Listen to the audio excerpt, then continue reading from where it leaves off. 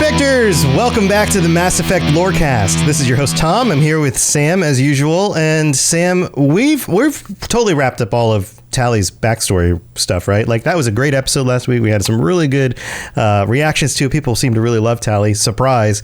But that's it, right?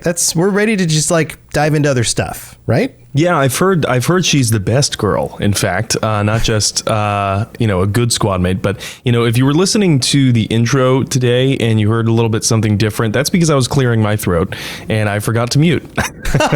No, you're just adding to the instrumentation that was happening on there. Actually, it was the vocal modulator with the emergency induction port. I was wearing a mask like Tali's. I see. You're trying out the actual being like Tali experience. It's method acting, but for podcasting. That's it. Also, some people have complained about the balance of the audio on that intro. I rebalanced it a little bit, so the music is a little quieter when the talking happens. So maybe that'll help people out. I know there's a lot of distortion. It's kind of a very fuzzy sounding intro with all the heavy guitars and stuff. So maybe that'll help balance it out for people. But anyway, we're back to talking about more Tali. Where do we go from here? We were talking about like the comics last time and some of the pre-story stuff. Yes. So we were talking about Mass Effect Homeworld. And so she's running from Saren. She has this evidence that Saren is this totally evil Spectre who's hell-bent on using the Geth to try and bring back the Reapers. And so she runs into Dr. Michelle, and Barlavan is there, the Volus, who is a kind of intermediary for the Shadow Broker. Barlavan offers Tali protection through the Shadow Broker, but all she has to do is go down there to Cora's Den and talk to Fist. Well, that's not really a great choice. And I was going to say it's not a great choice, but it's hardly a choice to begin with. I mean, never trust a person named Fist. That's my advice. Yeah. Oh, you say your name's Fist. Oh, who do you work for? Oh, you work for the Shadow Broker. Oh, surprise. You're a shady fellow with a name like Fist. Huh. Okay, so this is where we find her at the beginning of Mass Effect 1, right? This kind of connects through? Yeah, exactly. So the reason why I said that it's hardly a choice to begin with is because Tali is really between a rock and a hard place with no allies and no help and no support connections on the Citadel. So she was supposed to meet an agent of the Shadow Broker to trade the evidence against Saren. But Fist betrays her and the Shadow Broker. He double-crosses everyone in favor of Saren. So he's sending assassins to meet Tali instead, and somehow Tali just knows that something's not right. Something's not jiving with her, because by the time that we get her, we like get to like save her in the alleyway, the door slams open, right? And then Tali looks and in the same breath kind of like throws an explosive at the agent. Yeah. Who is actually an assassin, but she just kind of knows, and then she leaps away. So that instinct is probably one of her best and most underrated elements, and I think we should probably talk about that a little bit. Her mind being able to have this sixth sense for danger, keeping her alive throughout the series. Yeah, and we're going to discuss this a little bit more as we get into this episode, but this idea that she, and this comes up later, she's innocent, right? This innocence of her and the way the fan base perceives her, and yet in situations like this, she's just like tossing grenades right at potential assassins, right? Like, yeah, that shows a certain weariness about the world and awareness, and it's kind of the opposite of innocence in a way. Nah, she knows what's up.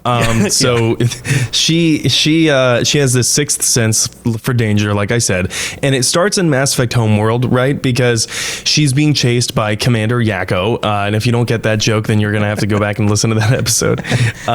But she's being chased by Commander Yakko, and then doesn't hesitate to burn him alive after saying goodbye to her like crewmate. So totally innocent, totally innocent. Right. And like survival instinct, you know what I mean? When you just know that something's up, like she keeps trying to press through the Citadel and like is going through this incinerator. She just knows to climb into the spot where she does. Of course, if you're breaking the fourth wall, this is like, plot armor, but Shut up. Right. Have you seen a story before? Like, that's just how it works, right? So, and then with this Saren agent and then the shadow broker, right? This whole ordeal in the alleyway, she just knows something's up and throws the explosive.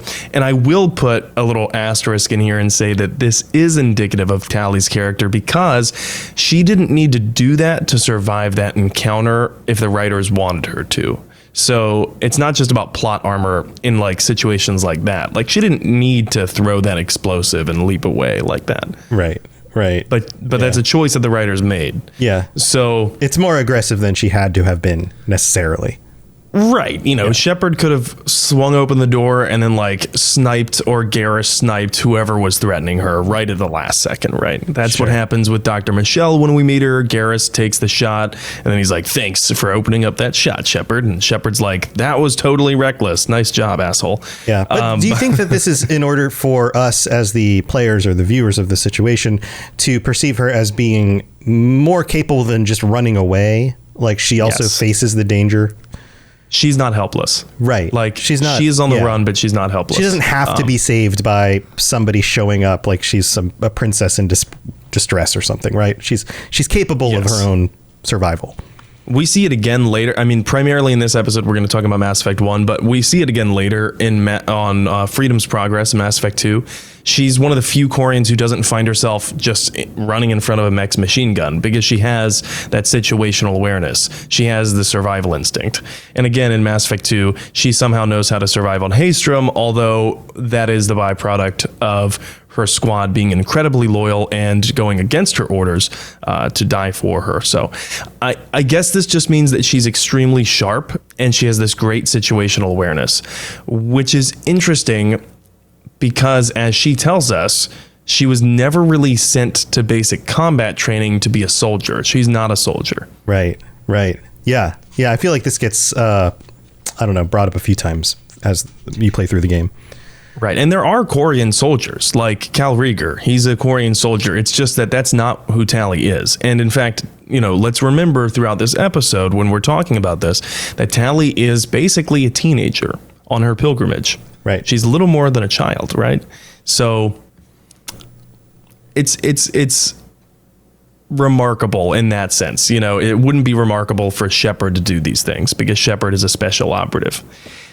He's a freaking Spectre. You expect Spectres to do badass stuff, right? But like a teenage survivor of a situation who isn't even trained at this, absolutely not. Like, that's way less expected. Exactly. So there's some dialogue in the elevator in Mass Effect 1 where I believe Liara's talking. No, it's Ashley who's talking to Tali, and Ashley is, of course, a soldier. So I figured this is pretty relevant, and it's probably a little bit of conversation that not everyone hears or remembers hearing. My people are wanderers, not military leaders. All this fighting seems strange. It must be more familiar for you, Chief Williams. Trying to take down a rogue Spectre and his army of synthetics? No, they didn't cover this in basic. No, they didn't cover this in basic. Also, I love Tali's voice, her accent. Yeah, the accent. Okay, so we're going to get into the accent a little bit later, but that is really interesting for you to bring up, because it is, I'm going to talk about it in terms of all of the elements that make her character and how they are prescribed onto the larger Quarian race as a whole. But for Tali, she's more savvy than people give her credit for, and in more ways than one. So we talked about the combat and the survival instinct like that, but politically, she has a survival instinct. She knows exactly what's really going on during the trial over her father's actions in her loyalty mission. Now I said that this episode was going to be about Mass Effect 1, and it is. And so I want our listeners to remember that she knows what's going on with the internal politics around her father as an admiral, because we have a soundbite that we'll talk about later. But suffice it to say, for now, she knows it's really about the coming war. All of these things with her father and her being used as a pawn. And my question is how? Because she's never served in a political role before. Again, she's a teenager, basically. Yeah. So she's like wise beyond her years in some respects. And yet people talk about her with this sense of like purity culture. You know what I mean? Like innocence. Right. I wonder if the visuals have something to do with that too. The idea of being in a suit and being separated physically from the world around you. It makes her feel more fragile than she is. And right from the get-go, I mean, Shepard is like on a mission to save Tali against time. You know what I mean? Like save her from the evil club promoter who sides with the shadow broker. So there is that tone from the very beginning. And when I say people, I mean people in universe sometimes, but moreover the fan base, because she's not as innocent as the fan base treats her. They treat her like she's a child sometimes, but she didn't have this problem disabling a Geth on a foreign planet in Mass Effect Homeworld, where she'd never been before, by the way. Never been outside the fleet. Also, side note, you just summoned like 3 or 4 people to just comment on this video. Well, actually, I've never thought her as being innocent. Like, we're gonna get those. That's gonna happen. Oh, we're gonna get the actualies, but we're gonna get the actualies. If you're going to be an actually person, I better never see a comment in your comment history that ever referred to her as Tali Best Girl. I swear to God. And I am petty enough to go through those. But she disables this Geth on a foreign planet where she's never been because she's never been outside the fleet. And then she says goodbye to a crewmate and then kills her pursuer by burning him alive in an incinerator and then cursing him to his face to boot. And that's all on her very first trip away from home before Mass Effect 1 even takes place. So I don't know how innocent Tali really is. Yeah, I don't have anything to add to that. Yes, well said. Right. Like when Mass Effect 1 starts, she also insists on joining Shepard, even though she really basically has everything like bare minimum that she would need to finish her pilgrimage. Like, she can go back to the fleet with this information that she's gotten and this experience. And I think that they're going to find her, like, fine for doing that. And what's interesting when we're talking about innocence is compare this to Liara, who I think is actually more innocent than people treat her. Like, she's the kind of person to be lost when someone makes a sexual innuendo. Right. Like, right. She's the person in the group where everyone's laughing and she's like, I don't get it. What's so funny? What's so funny, everybody? Yeah. And yet is extremely capable in her own ways. But yet, this is one of those like word things. Like, you could say innocent, but everybody hears that and processes it in a different way. Right. Like, it doesn't mean ignorant. Does it mean, scared and unwilling to act in danger? Like, there's a few different ways to process that, right? And I think for each of them it kind of means different things, or at least people seem to use it in different ways, maybe. I think in this degree I'm using it in terms of like has not been made bitter by the terrible ways of the world yet. Right. You know what I mean? Right.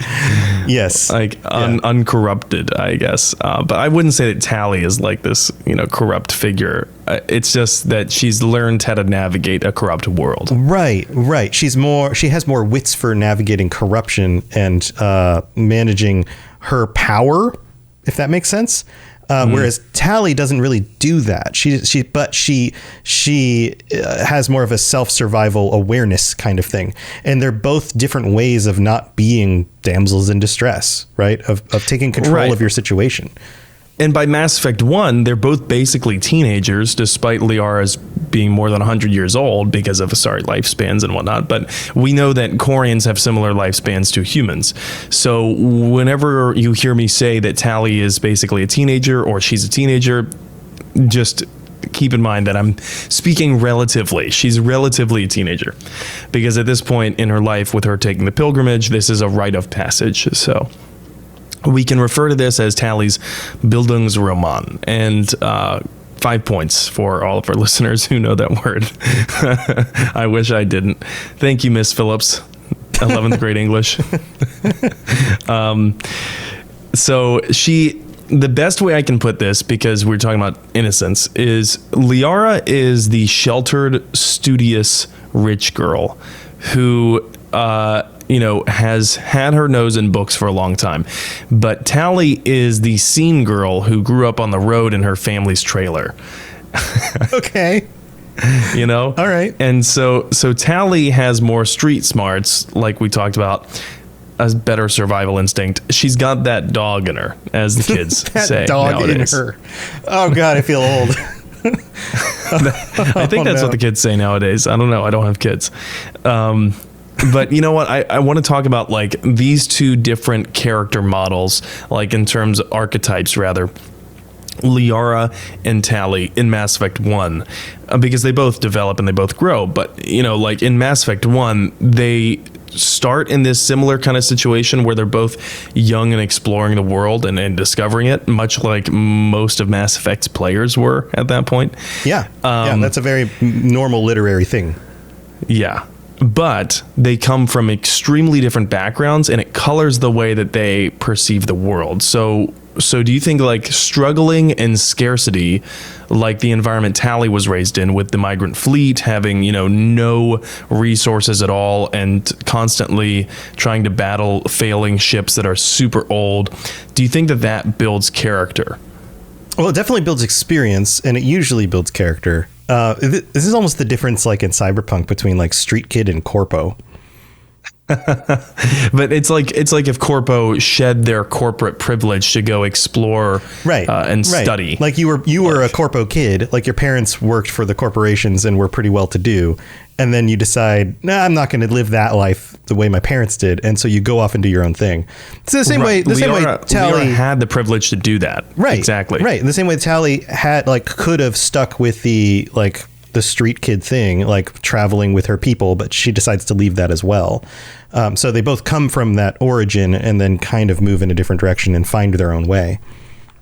Yeah, absolutely. Do you think that and this is something that I've thought about, because when I was growing up, my family didn't have a lot of money.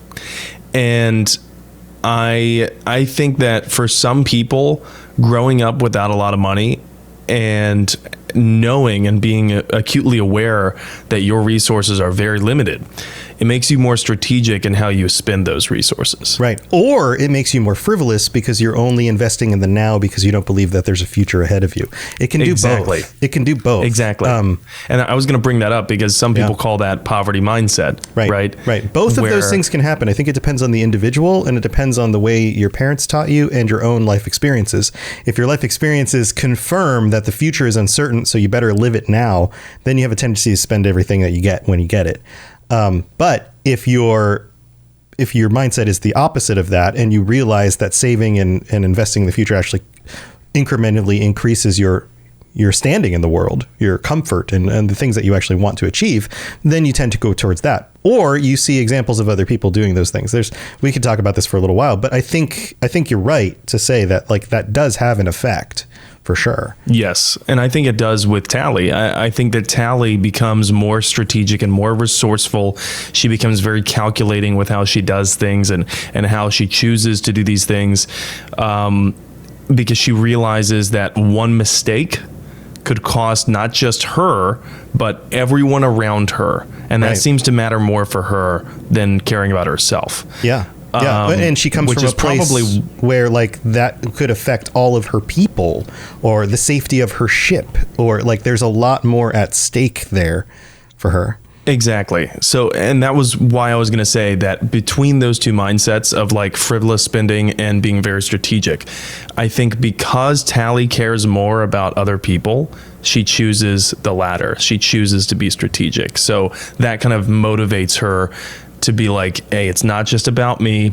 You know what I mean? This is about everyone else. And I have to be very situationally aware because I have a huge responsibility here.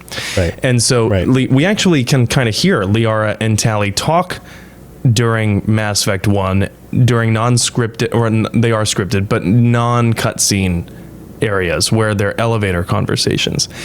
And we can hear the difference in how they were raised in what they're saying. So here we have a little bite from that.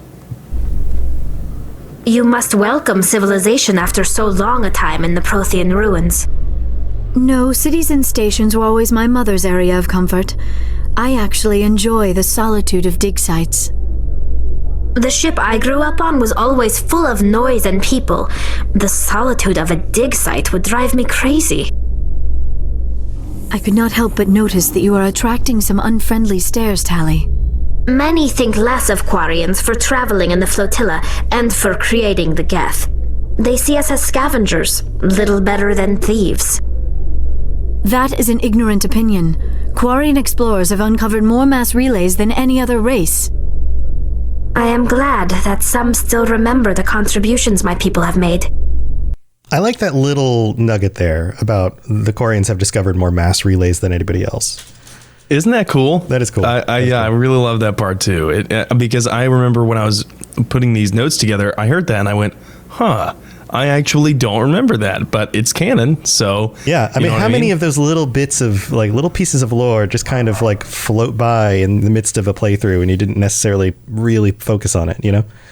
Yeah, absolutely. So I want to call our attention to something there at the end. When asked why Tali may be getting judged, she responds with a pretty grounded answer that recaps people's sentiments and why they feel that way, or maybe why they feel that way. Liara wonders why they feel that way, and then recites a fact that she probably read from like a history book. Right, yeah. It feels like a narrative of like, you know, like, according to this, the Quarians, blah, blah, blah. Yeah, that's what it felt like. Yeah. Yeah. But that doesn't make sense. That doesn't compute. Why would people feel like this when Quarians are the best known explorers because of XYZ fact? Because that's just not the way the world works, Liara. Right. Yeah, it's about feelings, it's not about facts. Yeah. Welcome to the internet. It's about feelings, not about facts. Ba, ba, ba, ba, ba, ba. Anyway, that's pretty much all I have before the mid-break. All right. Let's go thank our patrons, and we will be back with more stuff about Tali, so don't go anywhere. Message coming in. Patching it through. I am sovereign, and this Lorecast is mine. I like the sound of that. That always cracks me up. Well, welcome to the middle of the show. This is where we get to thank our patrons. And we don't have any new patrons this week. Otherwise, we would be shouting them out. But we do have our Shepherd tier patrons to shout out. Kokashins, Edboy, Kira C, Lieutenant Tocino, That Spectre J, William. Thank you so much for helping to support the show, and all the rest of our currently 63 different patrons. Thank you for your support as well. For everybody who's taken time to share this show with your friends or your family or anybody else, or leave a review. Also, thank you for you helping us out as well. If you are interested in joining us on the Patreon, then go to patreon.com/Mass Effect Lorecast and check out all the different things you can get. Ad-free episodes, t-shirts and stickers and all sorts of things. So go check that out. Also, if you'd like to help us out with a review, 5-star reviews will get read out in the future. We don't have any new ones this week, but we would love to read your words on the show. So please go ahead and do that if you'd like. And you can even rate the show on Spotify or whatever platform you're listening to this on. So thanks again for all the help. We couldn't do this without you. So thanks so much. All right, let's move on with the rest of the show. Spit it out, or are you trying to build suspense? You're so dense, sir. Obviously, I do not know as much about human relationships as I thought. So back to Tali, we've been discussing kind of the whole pre-game stuff still, a little bit of her background and where she is right at the beginning of Mass Effect 1. When it comes to Mass Effect 1, how do we see her character develop? So there's a reason why we're spending so much time on the very beginning of Mass Effect 1, how we meet Tali, because that is a lot of her character development. She does join the Normandy, and even though her pilgrimage could technically be over at that point, she joins because, in her words, it proves we are willing to give of ourselves for the greater good. The pilgrimage does. What does it say about me if I turn my back on this mission? Yeah. Yeah, I mean, she seems very ideologically driven. Which is interesting because we just, talked before the mid-break about how pragmatic she is and how situationally aware she is, but yet she's still very idealistic. So there's a sense of personal responsibility and honor along with collective mindset. Right. Which makes her a very, very considerate, thoughtful person. And most of her later development in Mass Effect 1 comes through the direct dialogue that Shepard has with her on the ship. In fact, all of her scenes in Mass Effect 1 and containing her dialogue, all of them with taking aside the little singular lines that she says in combat and in the elevator and things, all of her scenes, if I remember right, they total less than half an hour for just the first game. Yeah, it's not a huge focus. No. And she became a fan favorite, which was a surprise to the writers and to the development team. They actually didn't expect Tali and Garrus to become fan favorites, probably because they were like, oh, these aliens had like some of the least amount of screen time, and yet they became fan favorites. So she hangs out in the engine room, which I don't think helps contribute to the amount of screen time that people will get with her in Mass Effect 1. It always makes me feel bad because it's kind of out of the way and it's easily forgotten. Yeah. Like, you played Mass Effect 1. How often did you go down there? Yeah. So I went through a process, and I feel like I still do this when I play, where I just have to go through every room on every floor in order to make sure that I'm like crossing off all the check marks because I want to hear what this person has to say, or I want to further this little side quest or whatever. And so, yeah, the engine room, but it always felt like, do I really need to go down there? Okay. All right. Part of the problem was, to go down there, you didn't just need to wait through that excruciating elevator ride at the beginning of Mass Effect 1. Not Legendary Edition, by the way. They sped it up. If you've only played Legendary Edition, but you never played the original Mass Effect 1, that elevator slow between the decks, oh God, it was worse. Yeah. I remember all of this, the jokes about how the elevators aren't really going very far, but it takes forever. Yeah. They were, at the time, though, they were an innovative disguise for a loading screen. Yes. So And that's clearly what it was. Pretty good. But yeah, the joke of like, we can travel faster than light, but yet our elevators, we don't have good elevator technology. Slower than molasses. Right. Yeah. So most of her dialogue comes in that room. And she tinkers there on the Normandy with Engineer Adams. And she also helps old, like pick apart and kind of like reverse engineer and get useful things out of old or abandoned technology, like the probes that we find on the Uncharted worlds, or some of the things that we find on survey missions. Tali's helping with that like the whole time, and you wouldn't know that if you didn't stop to read those little text boxes that come up that Mass Effect 1 was a huge fan of, because it helped alleviate some of the budget. They could expand the narrative without really adding a lot in terms of budget.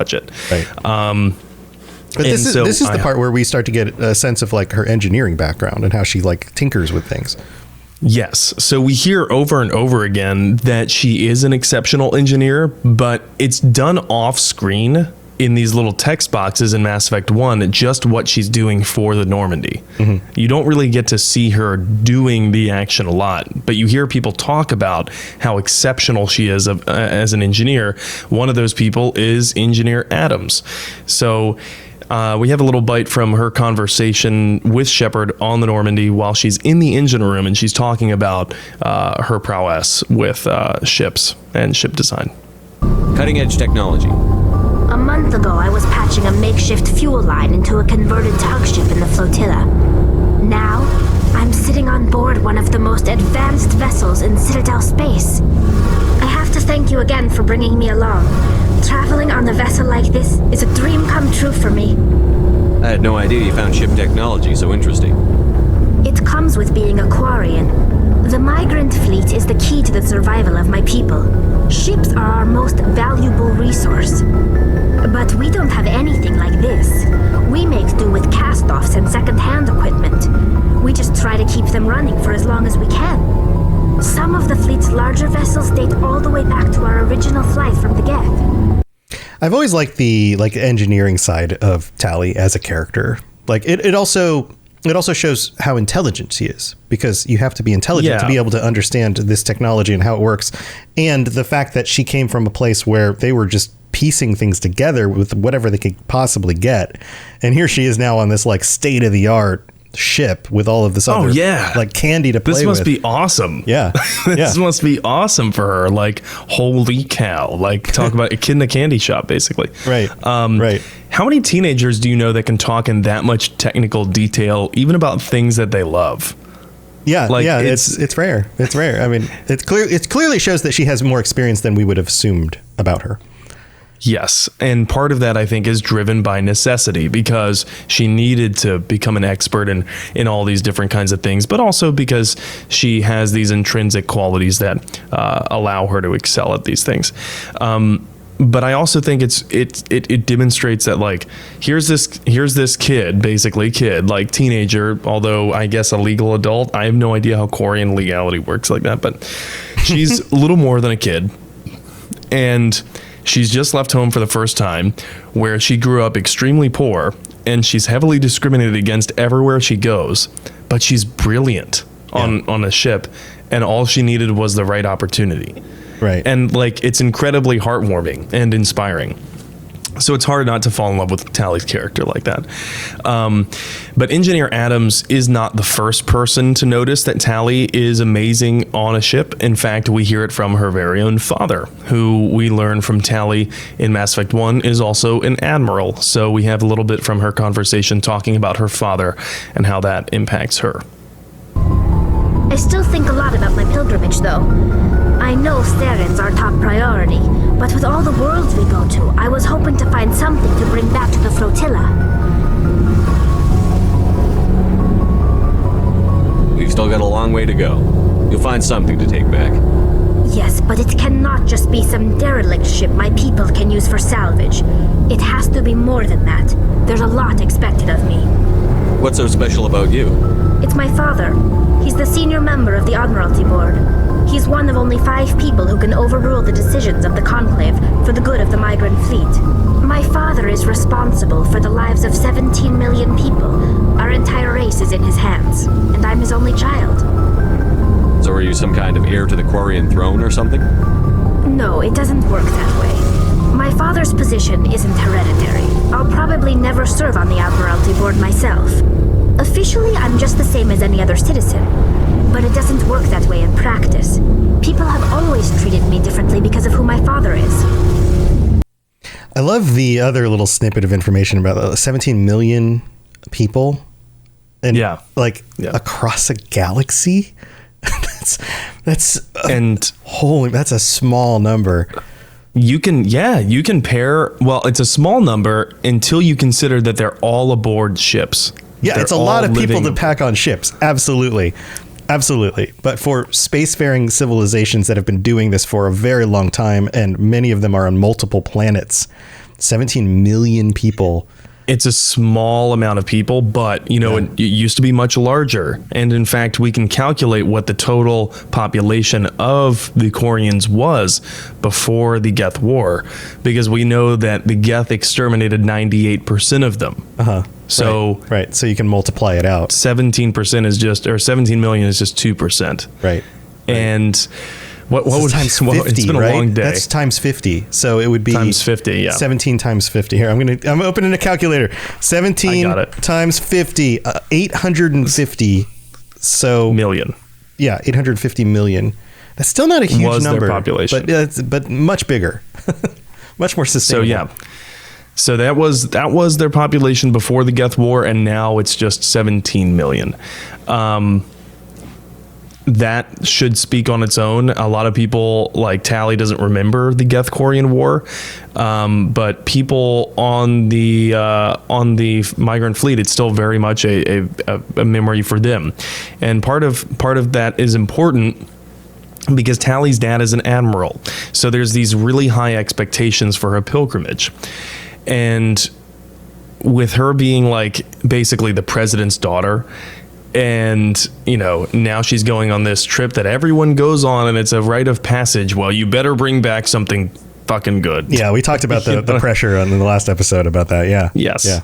So if she doesn't bring back something, she feels like she's failed, not just herself. Again, it's not about herself, but it's about society. It's about the collectivism, and she's letting other people down. So she feels like she really failed. And in that same conversation that we just played a bite from, she also describes her dad as a very strict military man through and through. She says, "He never allowed me to settle for anything less than excellence." So you were right on the mark last week, Tom, when you said that you feel like he's just being really hard on her because he feels like, she has the capability, but also he's that kind of dad. Yeah, it's a little bit of both, right? So that was directly addressed in the comic Mass Effect Homeworld. So if you want to hear more about that, go back, listen last week. But we also learn from this conversation with Tali that her mom died 5 years ago. So I'm not sure how long in Quarian memory 5 years is, but considering that they are comparable to humans, it's not that long ago. And considering that she's barely more than a kid and she's effectively a teenager, if her mom died 5 years ago, that could have been integral to part of Tali's childhood and maturing and growing up. Yeah. I mean, it was, no matter how you cut it, it was a young thing to happen. It was a thing that happened when she was young, and so definitely would have affected her. Exactly. But the way that she brings it up, it's almost so nonchalant that we can extrapolate from that this kind of thing happens often on the migrant fleet. Her mom died from a respiratory infection because there was a virus that was allowed to go through and kind of go through the ship because its air filter was failing. Yeah. So it was old and the air filter was failing and her mom died from it. And she just kind of is very nonchalant about it. But then again, children who have had parents die at very young ages, they also talk about it very nonchalantly because sometimes they're so young they don't remember the pain. Right. Or it's a masking of the pain. It's a way of not having to express emotion over and over every time it comes up. So yeah, that can happen that way too. She goes on to say that I probably had it easier than most people growing up because their father's an admiral, but it's not all good. People like my father have enemies, and they're not above using me to get to him, which is some strong foreshadowing for Mass Effect 2's political dynamics on the fleet, but it's also what I was referencing earlier when I said, remember the fact that I said that she's politically very savvy. Right. She's like a teenager, and she knows that she's a pawn for her father's enemies. In fact, I wouldn't even be surprised if her father didn't actually discuss this with her. Like, be aware when you're out there in the universe doing your thing that I'm a target, and so that means you're a target. So just watch your back. Yeah, in probably a conversation that they had. Tali also acts as this conduit for basically the entire Quarian race. She's a representative for her whole race to the player because she's the only Quarian that we meet for quite some time. So most of what we learn first about the Quarians and their history with the Geth is through her, and it's through her dialogue in Mass Effect 1. Yeah. Okay, so talking about the race, they're pretty unique when it comes to sci-fi races and the way that they're portrayed, kind of the visuals and stuff. What do we know about that? Yes. So there is a very great book that I highly recommend if you're a big Mass Effect fan and you've gone through the novels and you're really into the narratives and whatnot. Maybe you haven't heard of this one yet. It's the complete art collection of Mass Effect, and I have it on my coffee table right now. It's just kind of fun to flip through. Appropriate place to put a coffee table book. Yeah, exactly. It's a Mass Effect art. Anyone that comes over to hang out with me knows exactly what kind of person I am, which is no one, by the way. I don't actually. I never have any guests over, but if I did, never have any guests. They would know. But maybe the reason I don't have any guests is because I have so much Mass Effect gear up. No, it's a really great book, and it talks a little bit about the inspiration for the Quarian's design. So a lot of people might not know this, but the Geth were designed first from the developers. Okay. They were drawn first, and then the Quarians were. So basically, they wanted to make them look similar. They wanted the Quarians to look similar to the Geth because narratively they knew that the Quarians had created the Geth. Yeah. So they wanted to create them in their own image, right? The same way that like people who make like cyborgs and robots, we tend to make them humanish in their design. Right. Yeah, exactly. But it was the Geth who were designed first by the developers. So the Quarians are kind of a byproduct of the Geth. And Tali was the only representative of her people that we see for a while in Mass Effect 1. And you kind of brought it up earlier, this purity, this religious kind of image with Tali and her hood. Her design kind of looks like the Virgin Mary, or similar. Her headdress looks similar to a hijab. Tali's hood is somewhat unique, even among Quarians, and it almost has this religious tone, which is interesting because the writers, the developers, are then combining this religious type of appearance with this nomadic group. Yeah. And that, along with Tali's accent that you commented on earlier, and some other Quarians have, makes me wonder if they derived some inspiration for the Quarian race from like the Bedouin people of North Africa and the Arabian Peninsula. Well, speaking of North Africa, there's the biblical influence of the Hebrews fleeing Egypt. And the Hebrew people, which became the Jews, and then the connection to Virgin Mary, all of that tracks and kind of connects together. So, and yes, the Quarians being without a home and traveling the desert of space. Effectively going on an exodus. Exodus, yeah. Like all of that absolutely connects. Yeah. And in fact, there is a star system in Mass Effect called the Exodus Cluster, but it's more closely related to humanity because it is the mass relay to Earth's cluster. So it goes through and it connects basically Arcturus Station to the local cluster to a bunch of others. But the Exodus Cluster does exist, but we're making a biblical reference. So... yeah, all of that stuff, like that's a really cool connection. Like these types of cultures with that design, and then the stuff that her people are going through, like that feels like a very direct through line that the creators probably knew about when they were designing Quarians. Absolutely. I mean, the cluster, if I remember right, that the Geth occupy is called the Perseus Veil. So veil, the hood, it all goes into this kind of mystique, this religious nomadic mystique and that's also not surprising because the Romani people were well known for, wearing scarves and hoods in like the early 1800s, right? Yeah. So they probably derived some inspiration from a number of different sources when it comes to this. But I've also heard from some sci-fi fans on different forums that the Quarians' background is pretty close to Battlestar Galactica's Survivors of the 12 Colonies. Yeah. Okay. Yeah. I never watched it. So you never watched you'll Battlestar? have to be the expert on that. Yeah. No. So yeah, everything goes. They create the Cylons. The Cylons fight back. Humanity can't use their most advanced technology because the Cylons can use it against them because they're cyborgs. So they have to revert to like simplistic older battleships that have more of like analog systems on it, so they can't get hacked. This is exactly like the Quarians. Yep. Yeah. And isn't Trisha Helfer in Battlestar Galactica? Yes, she is. Yeah, there's all these cool connections. So yeah, and so the people that survive end up having to leave Earth and anywhere else that they were at and travel the galaxy. And the entire show is about Battlestar Galactica, some of the last remaining humans, and they keep having to jump because they're getting chased by the Cylons. So they're constantly moving from one place to the next and trying to find a new home.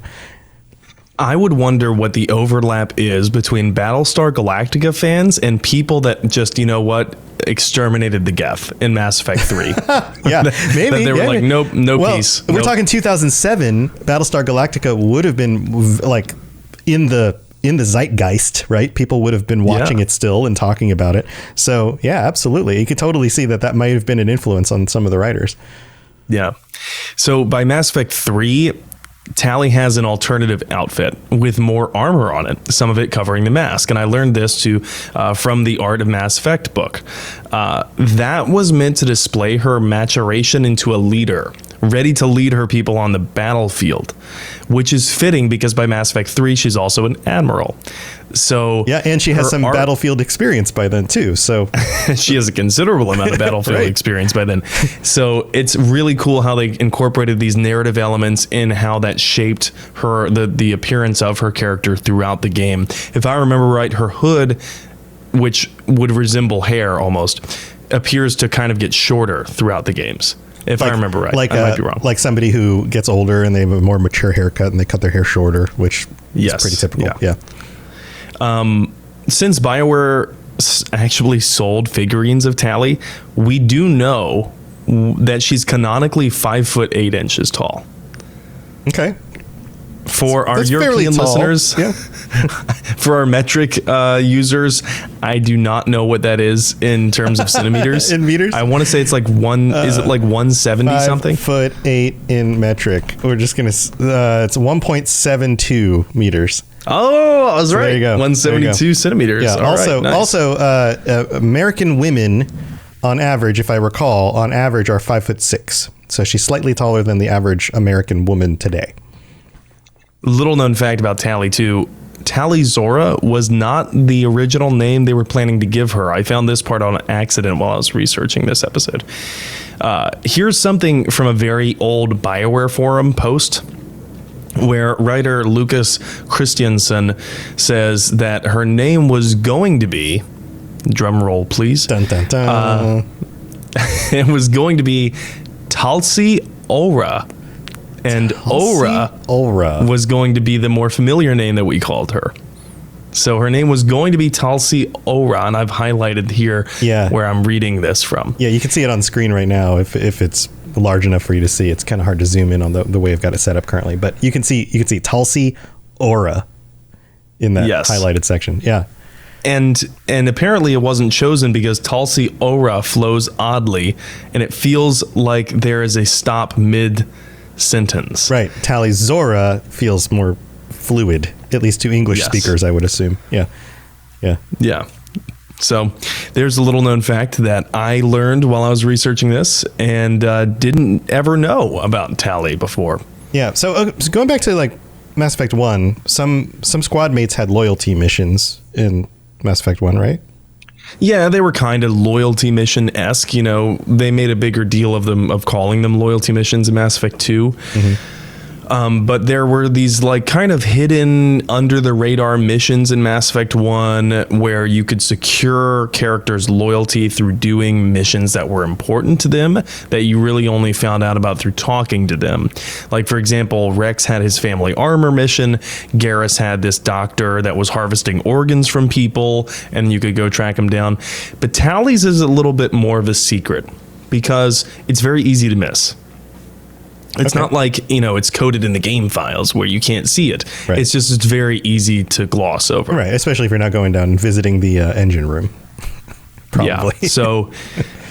So there is this mission. There's a mission that leads to it, and it's called UNC Geth Incursion. It's one of those hack it over the intercom like, Shepard, I need your help. Shepard, I got another thing. I know you're busy, but I got another thing going on. Yeah. Yeah, Hackett adds to Shepard's honeydew list, and Shepard. And I guess if you're just sick of Hackett at that point, you can just ignore it. But then you'll never really get to Tali's loyalty mission. And it's the one where, and this is a very long side mission too. On top of that, the UNC Geth Incursions takes you to like 5 different planets. It's a series of different planets where there are all Geth outposts on them, and they're in uncharted worlds, and you need to go and search them out and then clear them out. She doesn't give you this mission. Like I said, Hackett does. Right. And you only get this quest at the very end. You only get Tali's loyalty quest at the very end of Geth Incursions. So on the final planet, you beat the UNC mission after you wipe out the Geth inside this building. But Tali's mission is only possible if you stay and you poke around a little bit. You go into a terminal where you can recover a data from the terminal, and it turns out to be evidence of how the Geth have evolved since splitting off from the Quarians. Oh, that's cool. So we have a clip here, right? Oh, go ahead. Yes, it's. I was just going to say. So this is like a, you know, as the current president would say, a BFD, a big freaking deal, because it's like finding a missing link in evolution for an AI that's still evolving in real time. Yeah, that's a cool concept. So here, check out this clip. We got a clip about this. You know the data you took from those Geth control nodes? The information you uploaded to Alliance Control? I want a copy of it. You want to bring this data back to the migrant fleet? Those files have information that could be vital to our efforts to understand the Geth. It could be the key to helping us reclaim our homeworld. If I give you this data, your pilgrimage is over. You'll go back to your own people. Not right away. I'll stay with you as long as it takes to stop Seren. But my people need this. You think you can use this information to destroy your enemy? Not right away. We will need to study it. It could take years, but it will give us new insight into how the Geth have changed and evolved over the past centuries. Go ahead. Make a copy. My people, I owe you a great debt. One I can never repay.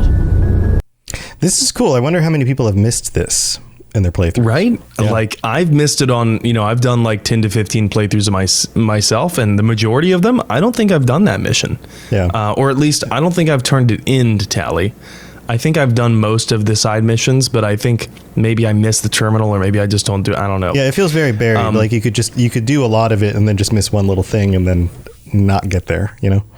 Right. So I find it really interesting. Right at the end here, he says, "So you think you can use this information to destroy your enemy?" And she says, "Not right away." Which is a tell. That's a telling, that's very reflective of her disposition toward the Geth in Mass Effect 1. Of course, this changes over the course of the series, but in terms of how Tali truly feels about the Geth in Mass Effect 1, I think that is one of the most telling comments that she can make.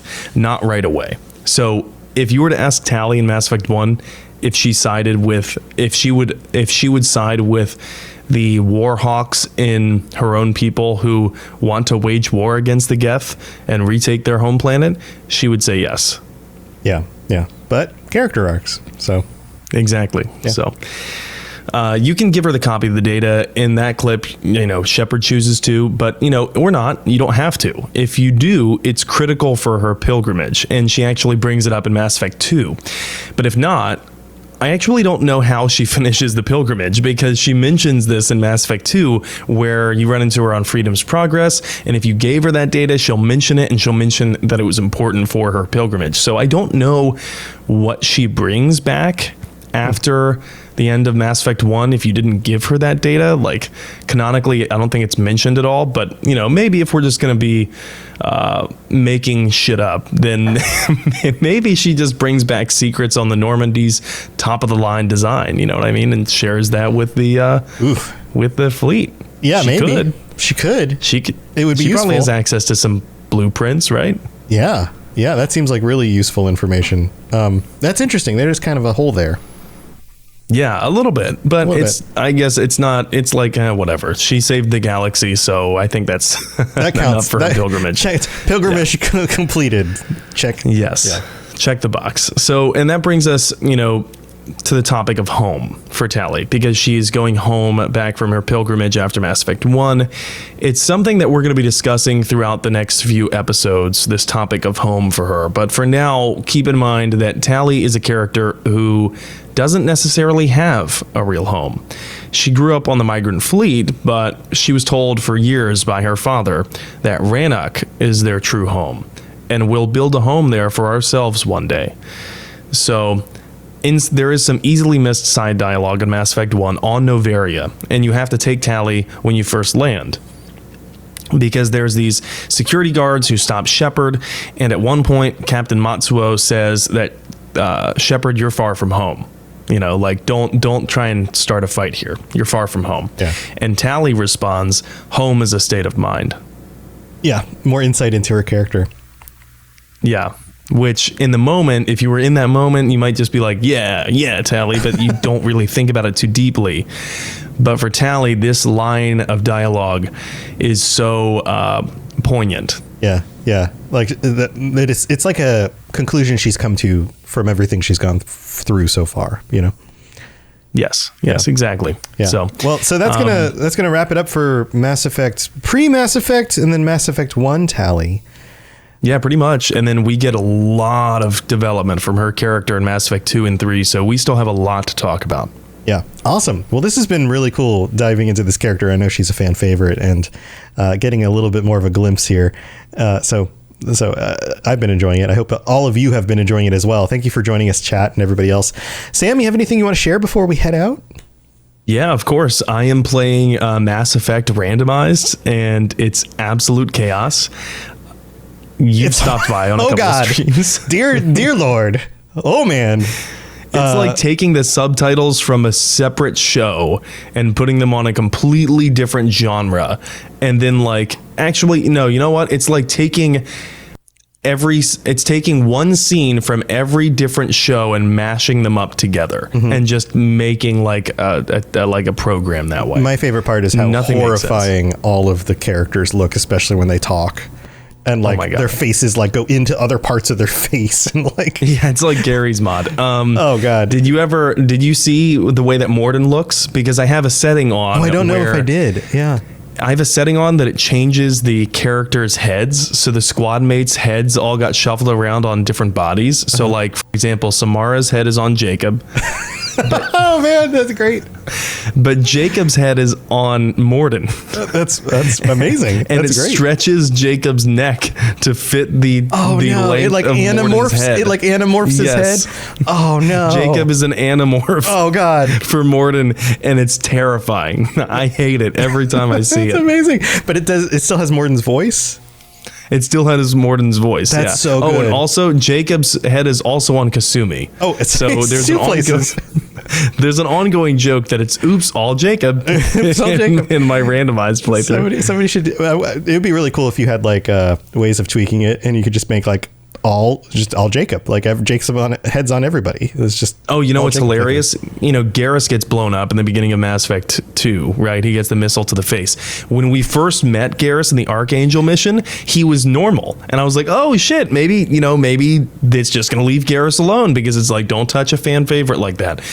That's not true because Garrus gets blown up with the missile, and then when you see him on the ship, and they're like, "The surgery was a success." Right. He walks normally around has the just corner. like scars and stuff. Like you can see the side of his face is a little messed up, right? Not in my playthrough. He walks around the corner, and it's actually the Elusive Man's head. Oh God! On Garrus, but it's hyper stretched in the shape of like like a Turian's head, so it looks horrendous. Anyway, if that's your cup of tea. The Elusive Man helped put Garrus back together also, but left a little signature. There were some strings attached. Oh my God. There were some strings attached. So if that's your thing, go follow me on Twitch at In7 the Legend. I'll be streaming on Saturdays, Mass Effect Randomized. Other than that, I got a few other games I'm working through, like... Have you ever played Sleeping Dogs? A friend of mine just gave that to me. Like Never in Hong played it. Kong, right? It's like open world Hong Kong game. Yeah, it's like, I don't know, a decade old now. It's getting up there, I'm sure. So I never played, but a friend of mine just gave that to me, so I'm going to play some of that this weekend, and that's pretty much it. Cool. Yeah, I've been diving into Baldur's Gate 3. It is officially releasing in just a few weeks, but you can still play like the early stuff that's been out, and it is so good. Like, so good. Super dense with like things to find and options for dialogue and ways that like things interact with your character and the type of race and all sorts of stuff. It's really, really good. So I streamed that a few times this week, and I'm planning to play a little bit more of it. My wife's out of town, so maybe I'll be streaming this weekend because I'll just be like, I'll just stream games. Nobody's like, my son's here, but my wife's not here, so it's not like we're... there's actually a Baldur's Gate reference in Tali's lore. So the Baldur's Gate reference is that the drone that she has, it's Chatika von Paz. Okay, interesting. That's the name of the drone that she has, which is, of course, supposed to be Chatika Fast Paws in the raccoon companion. I never played Baldur's Gate, but I guess it's like a raccoon in Baldur's Gate. Yeah, too. I'm not super familiar with it because I like that's one of those lore things that I've learned about, but I didn't actually play through the games. But Baldur's Gate 3 is pretty great. So if you want to check out a stream with that, join me, the Robots Radio Twitch channel. I'm also streaming on Kick. I'm just co-streaming because Twitch is a mess and inundates everybody with ads all the time. So you can follow me over there too if you want. But that's what I got going on. Of course, all these other podcasts that I do. So check everything out at robotsradio.net. All right, Sam, chat, everybody else, thank you for being here. We'll see you. Oh, we may not see you next week. I'm going to be out of town on Friday of next week. And actually, I will be out of town from the 20th to the 29th. So I'm actually going to be out of town for 2 weeks. So Sam and I are going to chat. We're going to figure out what the plan is for the next few weeks. But we'll let you guys know.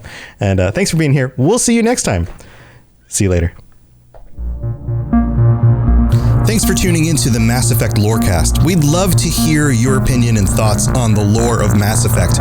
Reach out to us on Twitter at Mass Effect Cast, or check out the Robots Radio Discord. Also, you can send us an email at masseffectlorecast@gmail.com.